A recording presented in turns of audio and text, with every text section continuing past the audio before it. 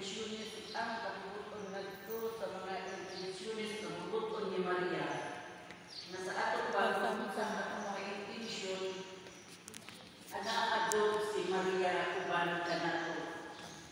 Kinahanglan nga kay siya mao'y hubungan sa atong mga pagkapo ngadto sa labing amahan. Kinahanglan nga kita maadto sa amahan, sa anak ug sa Espiritu Santo nga dili mo kauban si Maria diha sa atong mga pag-ampo.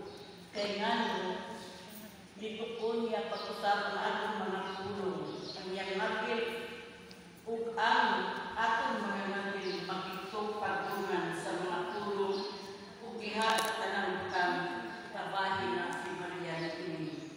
So si Maria John importante yun sa atong kinabuhi at pinagod sa tanang mga nagdibuto kaniya. Dili dato sa kalimutan kay bisan sa kapit katong mga ato siya manunduman anaadto siya uban kanato.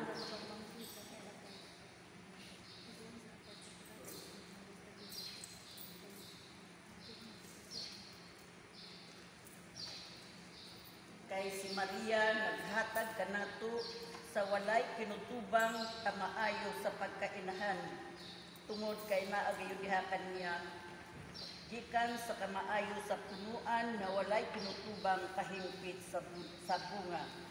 So ang simbahang Katoliko miila sa inahan sa Dios nga mao ang usa ka binuhat nga nakabaton og walay kinutubang gahom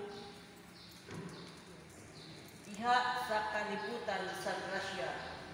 So ato yung mao na hinungdan nga si Maria sa kalamitong kinahan sa walay duha-duha mao ang pinakalapad, pinakahapsay, ang pinakamanong gahom nga supernatural diha sa langit ug dinhi sa yuta gawas lamang sa tulo ka persona sa langit man.